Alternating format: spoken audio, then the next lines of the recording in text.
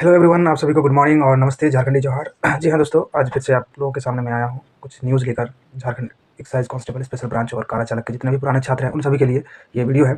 और ज़रा गौर से सुनिएगा, क्योंकि हम लोगों का जो ये केस चल रहा है वो बहुत ही इंपॉर्टेंट केस है और यहाँ तक पहुँचे हैं, इसके लिए सभी का सहयोग जो है वो काफ़ी अच्छा रहा और आगे भी रहेगा, इस तरह से हम लोग उम्मीद करते हैं। अब दोस्तों, जैसे कि कुछ पहले बात करते हैं यूट्यूबर का। जिस तरह से कुछ वीडियो आता है आप लोग देखते हैं और बहुत ज़्यादा बौखला जाते हैं और फिर जो है सही में सबको बुरा लगता है।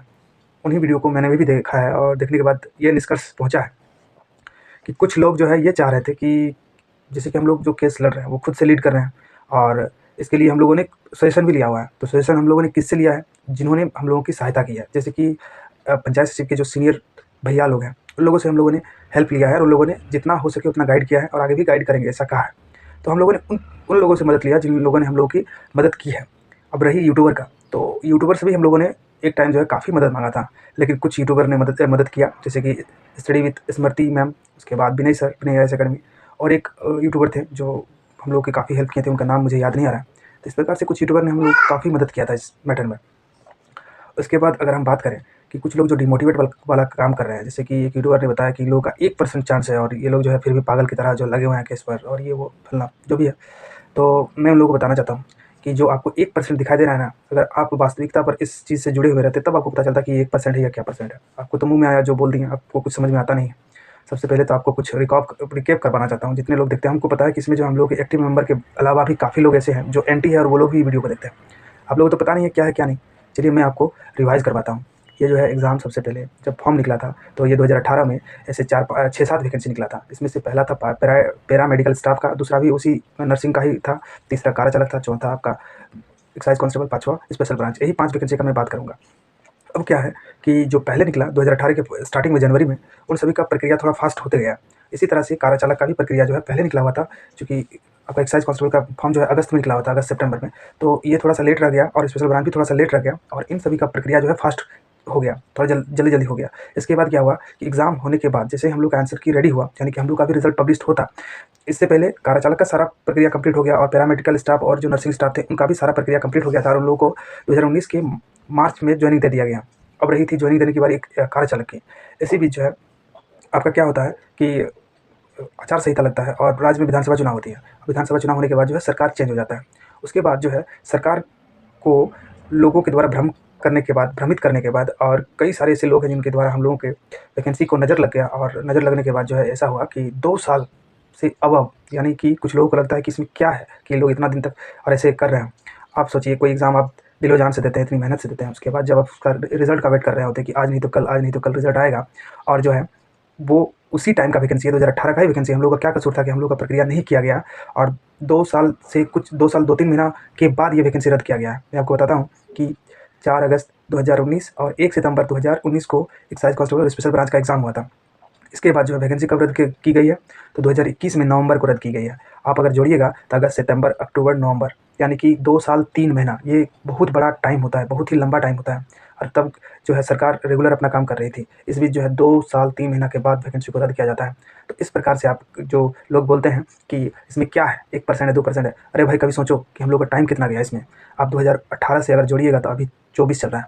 6 वर्षों में कितने लोगों की एज कहाँ तक पहुँच गया है। इसमें तो मैक्सिमम लोगों का एज जो है 28 से लेकर 30-35 तक पहुँच गया है।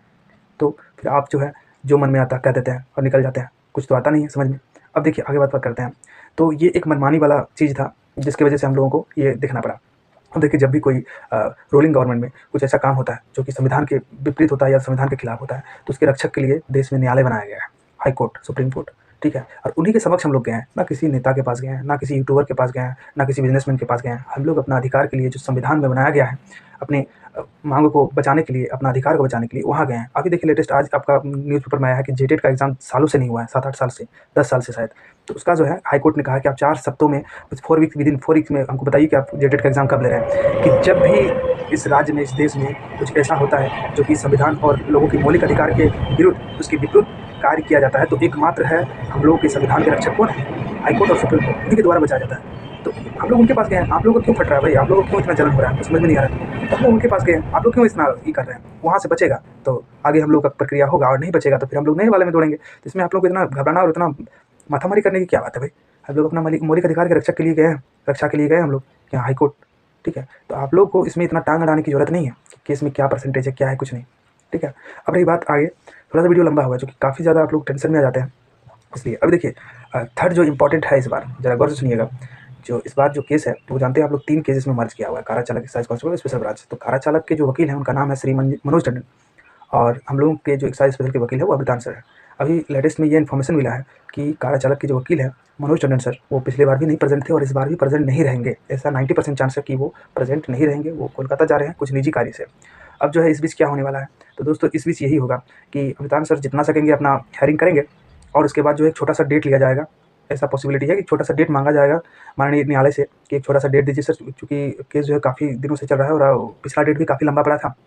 तो चूँकि 2 केस इसमें मर्ज है और 2 अलग-अलग वकील हैं और दोनों का पक्ष सुनना भी ज़रूरी है, तब जाके डिसीजन आपका रिज़र्व होगा। इसीलिए एक डेट माँगा जाएगा, एक शॉर्टली डेट माँगा जाएगा, लेकिन इससे पहले हेयरिंग होगी हम लोगों का। ऐसा नहीं कि पहले ही गया और डेट माँग लिया गया। हेयरिंग होगा, उसके बाद जो एक डेट माँगा जाएगा।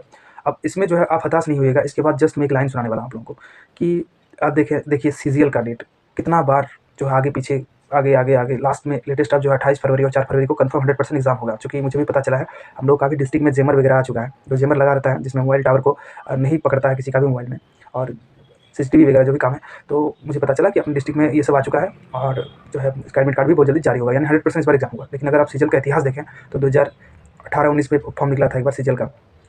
उसके बाद देखिए अभी उस टाइम रघुवर दास की सरकार था, फिर कैंसिल हुआ, फिर हेमंत सरकार के टाइम फॉर्म आया, फिर कैंसिल हुआ, फिर निकला, फिर डेट जो है 3-4 डेट आगे बढ़ा, तब जाके फाइनली अब एग्जाम हो रहा है। तो लोगों ने इंतजार किया, तो इसी प्रकार से हम लोग का भी हो रहा है। क्या करें, थोड़ा सा बेड लक है। अब मनोज सर जो है नहीं रह रहे हैं, तो इसमें क्या क्या किया जाए। दोनों वकील जो है, दोनों वकील को दोनों पक्ष को सुना जाएगा, मतलब जो 2 केस है इसमें दोनों को सुना जाएगा, उसके बाद ही डिसीजन दिया जा सकता है। चूँकि मेन केस कारा चालक का है, इसलिए उनका भी सुनना काफ़ी ज़रूरी है। इसके बाद जो है डेट थोड़ा आगे बढ़ेगा, ये भी मैंने आप लोग को बता दिया।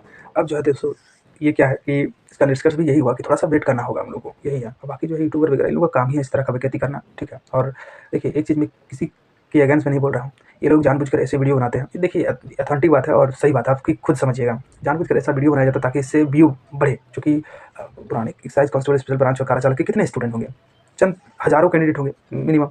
उसमें से भी देखिए जो व्यू जाता है हम लोगों का बहुत कम जाता है, 1000 भी व्यू नहीं होता है किसी भी वीडियो में, क्योंकि जेन्युइन लड़का बहुत कम बचे हुए हैं।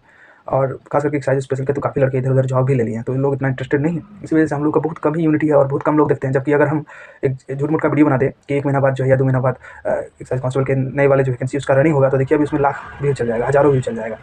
क्योंकि लोग कुछ वास्तविकता को समझते नहीं और झूठी खबर को ज़्यादा देखते हैं। तो यही बात है, उसका मेजॉरिटी ज़्यादा है, 7 लाख कैंडिडेट हैं, तो वो ज़्यादा वीडियो देखेगा। इसीलिए जो है जानबूझकर ऐसा बात और भ्रम फैलाया जाता है ताकि जिससे उन लोगों को व्यू मिले। तो इस बात को आप लोगों को समझना होगा और थोड़ा वेट करना पड़ेगा सर दोस्तों। अब जो है जब सर नहीं है तो थोड़ा वेट किया जाए, क्या ही किया जाए। लेकिन हाँ, बहुत ज़्यादा पॉसिबल होगा कि कम छोटा-सा डेट दिया जाए। लेकिन ये जो हम लोग का नए जज हैं, इनका रिकॉर्ड यही है कि हर बार जो है लंबा डेट देते हैं। अब पता नहीं इस बार कितना क्या दिया जाता है। लेकिन आप लोग निराश नहीं होइएगा, निराशा के पीछे ही आशा छिपा हुआ है। इतना दिन जब इंतजार कर सकते हैं तो और एक ही डेट इंतजार किया जा सकता है। हाँ, इस एक चीज़ और, जैसे कि मनोज सर से रिक्वेस्ट किया गया है कि सर ये जो है नेक्स्ट डेट में आपको बहुत ज़्यादा आपसे रिक्वेस्ट करते हैं कि आप रुकिएगा ज़रूर, चूँकि इस बार जो हम लोग का बहुत इंपॉर्टेंट था, फाइनल स्टेज था, फिर भी आप जो है बाहर जा रहे हैं, तो अगले डेट में कंफर्म रहिए, कम से कम हम लोग का जो है वो क्लियर कीजिए, डिस्पोजल कीजिए। तो ये वो मान भी गए हैं। तब देखा जाए कितना लंबा डेट दिया जाता है नेक्स्ट डेट को। ये जो है पूरा 100% न्यूज़ आपको जो दिया जाता है वो सारा सही न्यूज़ दिया जाता है, इसलिए आप आराम से इत्मीनान से पूरा वीडियो को देख लीजिएगा, तो आपका सारा डाउट्स क्लियर हो जाएगा।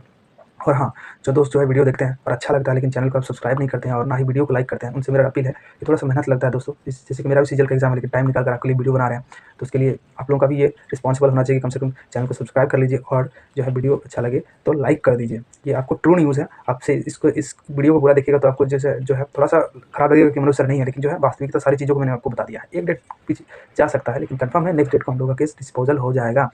चलिए दोस्तों, जय हिंद और जय झारखंड। चलिए दोस्तों, बाय।